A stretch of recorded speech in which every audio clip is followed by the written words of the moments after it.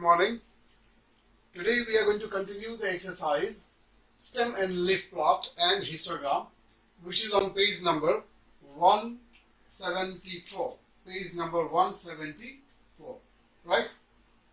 In the previous video we have discussed in detail about the stem and leaf plot, then frequency distribution table, and finally the histogram, right? Today we will see some beautiful application of this stem and leaf plot, right? So the table is given here in front of you. This question is about the vehicle speed. This question is about vehicle speed, right? In Canada, on highway, the speeds of this many vehicles were measured, right? Speed of this many vehicles were measured, and these are the speeds that was measured. Clear? Now, looking at the stem and leaf plot, we just have to give the answer of these questions. The questions are very simple. The first question is there is nothing to calculate, just use the table and then give the answer. So this way you are able to see the application of the stem and leaf plot. So if we display the data by means of a stem and leaf plot, then what are the advantages of having the data in the form of a stem and leaf plot? That we will understand from this question. The first question is, how many vehicles had their speed measured? How many vehicles' speeds were measured? That we can know by counting the leaves. How many vehicles' speeds were measured can be known by counting the number of leaves. So let us count. 1, 2, 3, 4, 5, 6, 7, 8, 9, 10, 11, 12, 13, 14, 15, 16, 17, 18, 19, 20, 21, 22, 23, 24, 25, 26, 27, 28, 29, 30, 31, 32, 33, 34. 34 vehicles' speeds were measured. 34 vehicles. So the answer of this question will be 34. Let us cross check once again. 1, 2, 3, 4, 5, 6, 7, 8, 9, 10, 11, 12, 13, 14, 15, 16, 17, 18, 19, 20, 21, 22, 23, 24, 25, 26, 27, 28, 29, 30, 31, 32, 33 and 34. Yes. So there were 34 vehicles whose speeds were measured. So that is the answer of the first part.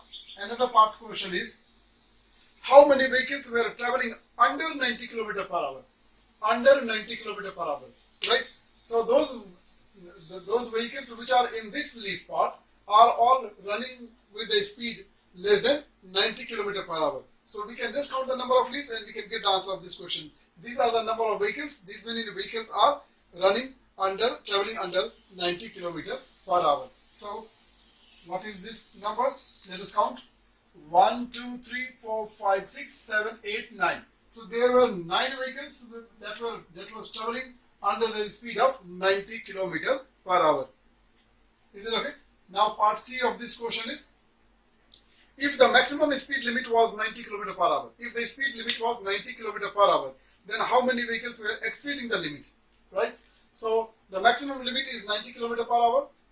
Now all the vehicles were running with a speed more than 90 km per hour. So here we have 9 vehicles.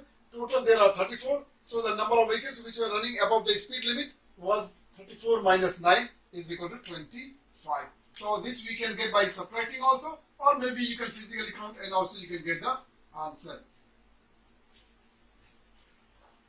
Is it very clear? This is your question number C. Question number 5C. Now there is 5D. What is the range of the speed? Now part D of this question is range.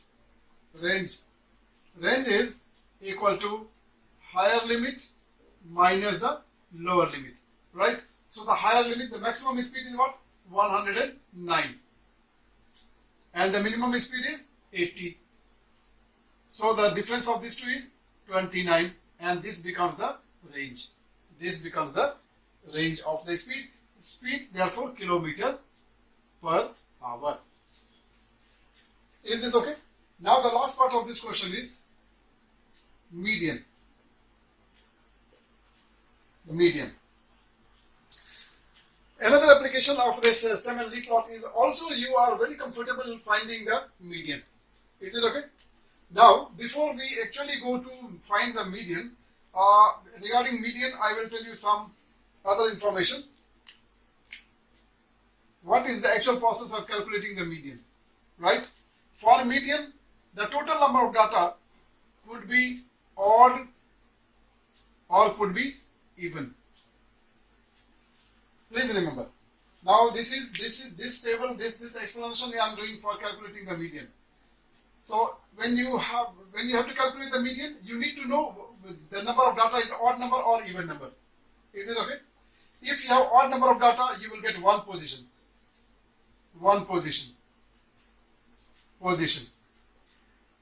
Okay?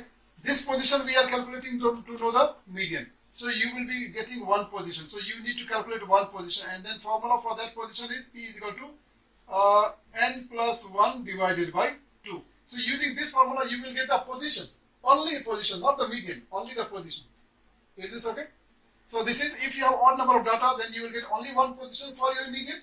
So you calculate that position and then go to that particular position and then pick up the data. That is your median. Now if you have even number of data, then you will get two positions. Okay? This is very important. Now the first position you can get, P1 I will write, first position, you will get the n divided by 2. N is the total number of data. Here also n is the total number of data. Okay? So this will give you the first position. And another position will be, P2 will be, after finding the first position, just add 1. Okay? Just add 1. Calculate the first position and add 1. Suppose you calculated the first position, you got it as 5th. That means the second position will be 6th. Is this okay? So after finding the position, we will go to the table and we will go to that particular position, and from there we will take the data. Is this okay? Now, for odd number of data, you are getting one position. So you calculate and then you directly get the median. Now, when you have even number of data, you will get two positions. Find out the two position, get the two data, both the data, and find the average of those two data. Find the average of those two data, and that average of the two data will be your median. Now, for this question, because we have total how many data? 34. And 34 is an even number. That means for this you are going to get two positions. Okay? For median you are going to get two positions. So the total number of data is 34. So 34 divided by 2. 34 divided by 2 is equal to 17. So first position is 17, then other position will be 18th position. So you got the two position for your median, 17th position and 18th position. Now let us count and find out. 1, 2, 3, 4, 5, 6, 7, 8, 9, 10, 11, 12, 13, 14, 15, 16 and 17. So this is the one data, this is the first position, 17th position, and this is your 18th position. Okay? Now this is what, how will you read this data? You will read this data with the stem. So 9 and 6, 96. And then another data is 98. Clear? Now you got the two position, and those two data, the data at the two position are 96 and 98. Now to find the median, you have to find the average of those two median data. Median of this set of data is the average of these two data. So average of these two data is calculated by adding the 2 and dividing by 2. And therefore, your answer is 97. And this is the speed. So 97 kilometer per hour. This becomes your median. Hope you have understood, and then you have seen several beauty or advantages or applications of stem and leaf plot. Okay. With this, we will see some more questions. Thank you. Now, next question we will see is question number 6. It is about the double stem and leaf plot. You can see here, this is the single stem. This is the stem, right? This is the stem. 1, 2, 3, and then 4. This is the stem. Right side of this is one leaf part, another is on right side and is one leaf, and left side is another leaf. So this is a double stem leaf plot. This is a very interesting question. This question is about the number of hours television is watched by male and female, right? So you have the informations, right? This is the number of males who are watching the TV, right? 11 male. We will read this as, because we have some in stem part and then we have some in leaf part. One digit we have in the stem and one digit we have in a leaf part. And when you merge this 1 and 1, then it gives you 2-digit number, right? So this is how we will read the numbers. 11 hours, then 15 hour, then 15 hour, then 16 hour, then 18 hour, and then 19 hour, 23, right? The question is based on the data in the double stem and leaf plot. Aparna concludes that females spend a lot more time watching television than males. Is her conclusion valid? Right? This is the number of hours per week. This is the hours per week spent watching TV. So this is the number of hours spent each week, not daily. Not daily. This is the number of hours TV watched by each male, right? By each male. So like one man is watching the television for 1 week, in a week for 11 hours, then another is for 15 hours, then is again for 15 hours. Like this survey was conducted by Aparna, right? And then she wrote that in the form of stem and leaf plot. And then she concluded that females spend a lot more time watching television than males. So, is her conclusion valid? That we have to explain. Okay. So, to do this, what we have to do is we have to get the sum of the number of hours TV watched by male and then similarly for the female.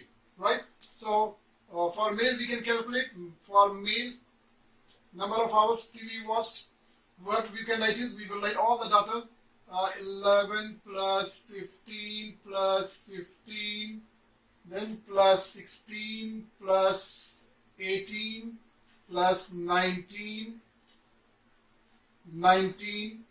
then 23 hour, 23, then 24, then 26, then 31, and then 42. Is this very clear? So we have to find the sum of all this number. This will give you for the male, and similarly we will calculate it for the female also. For female, we will write this as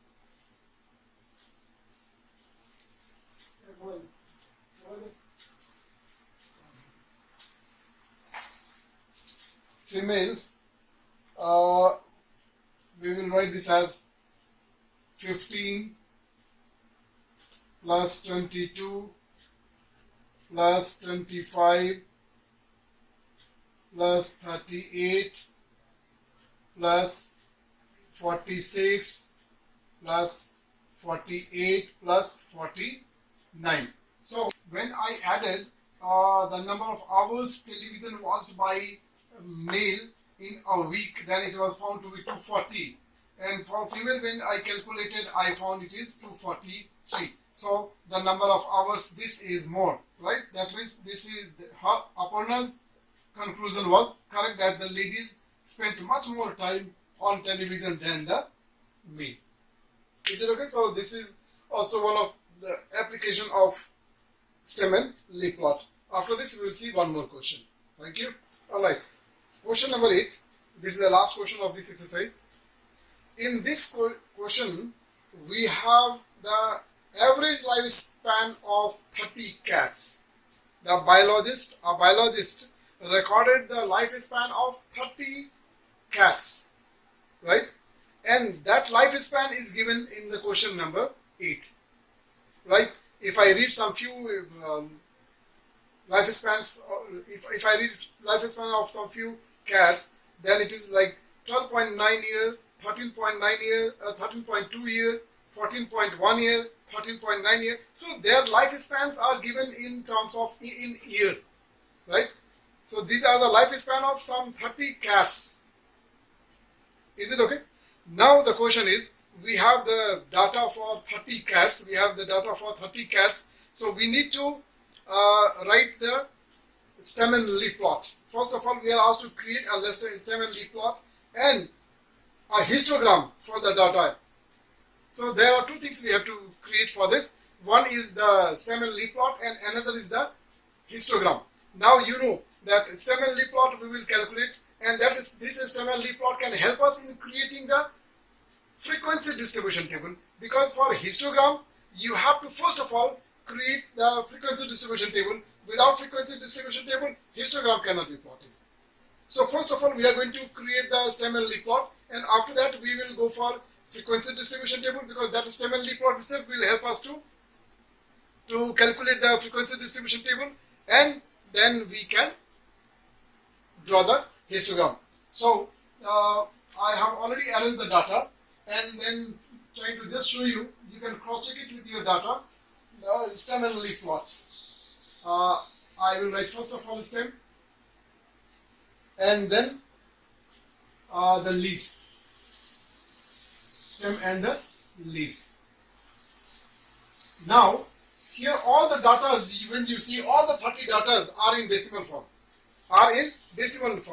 As what I told you last time is, for a stem and leaf plot you have to segregate the data. You have to divide each data into two parts. One part will go in the stem and one part will go in the leaf. So this division we do it on the place value. We do it on the basis of place value. So here also we are going to do it on the basis of place value. What we can do is, because all the data are in decimal number, so the whole number part we will take it to the stem, and the decimal part we will take it to the leaf. Okay, so the whole number part is the smallest data we have is 9.6, so 9, then maximum highest we have is 14.8, right? So therefore the stem will be 9, then 10, 11, 12, 13 and 14. Okay, these are all the stems. Now this is 9 point something, this is the 9 line, this is the whole number, and then decimal part we are going to write in the leaf now. So in this line we have only one data, that is 9.6, so 0.6. Then in this line we have again only one, 10.4, so 0.4. In this line we have two data, one is 0.5, another is 0.8. I told you, again I am reminding, in the leaf part when we write the leaves we do not write the comma in between the two terms. Okay, please be mindful of that. In this line we have many, we have 0.8, again 0.8, again 0.8, 3.8 we have, and we have 3.9, 0.9 and 0.9. Now in 39 we have so many. Okay, let me write 13.0 is the first one, so therefore 0.0, right? Then is 0.1 we have 2, so 0.1 and then 0.1. Then 0.2 we have 2, so 0.2 we have 2, we will write 2 times. Then 0.3 we will write 3 times, 0.3, 0.3, 0.3. Okay, 0.4 we have 1 time, 0.4 we have 1 time, 0.5 we have 2 times, 0.5 we have 2 times. Then we have 0.6 3 times, 0.6 for 3 times, 0.6 for 3 times. Then one time we have 0.8 and one time we have 0.9. Okay, you know how to read the data, 13.0, 13.1, 13.1, 13.2, like this we read the data, right? When we read, we combine the stem and the leaf. Now in the last one we have 5 data. One is 4.1, so 0.1, then is 14.4, so 0.4, then we have 14.5, so 0.5, then we have 14.6, so 0.6, and 14.8. So we got the stem and leaf plot. Is it well understood? Now after this stem and leaf plot, next we will have to create the frequency distribution table, and after creating the frequency distribution table, then we will have the histogram. So I am going to first of all show you the frequency distribution table. This is the frequency distribution table I am going to make for this stem and leaf plot, right? Here first of all you have to make the class interval. Class interval when you make, you have to use the stem. you can use the two consecutive stem to write one class interval. Is this okay? Using the two consecutive stem, we can easily write the class interval. So it's very easy. So you have up to 15 because the last data is 14.8. That 14.8 will come, this whole data will come under this class interval. Is it very clear? So now, between 9 to 10, we have how many data? Only one piece, right? Frequency. Between 10 to 11, we have only one data. Now, between this 11 to 12, we have only two data. Then we have how many data between 11 and 12 and 13? Is 1, 2, 3, 4, 5, 6. 6 data, right?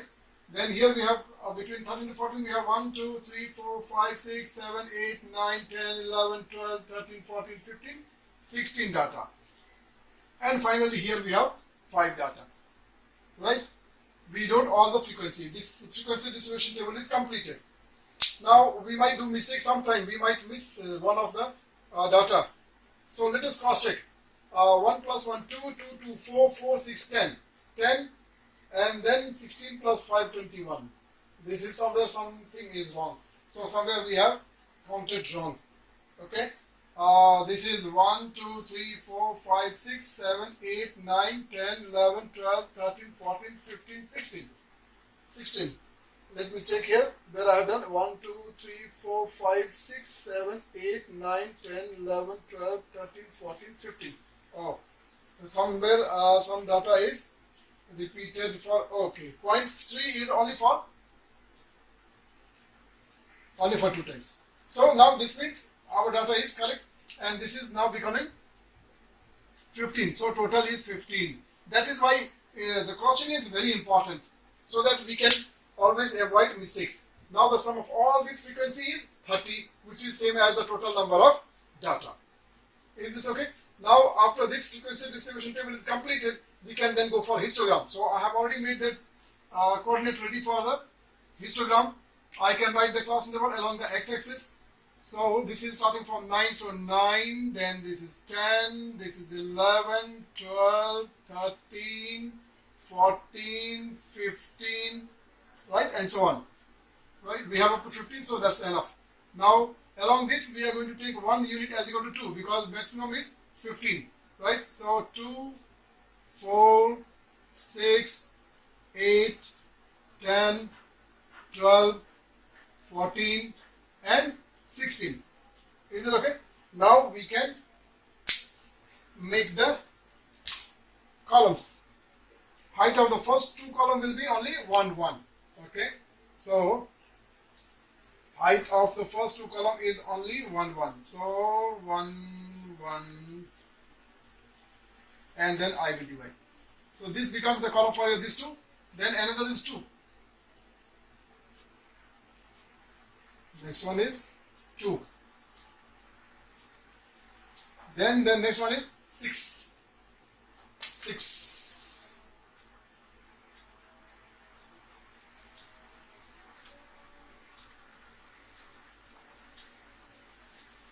This is up to 6. This column height is up to 6. Then next is 15. The height of the next column is up to 15.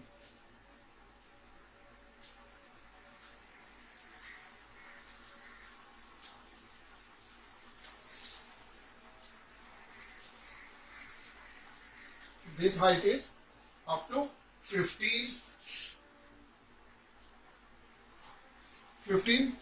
and then the height of the next last column will be till 5. Till 5, that means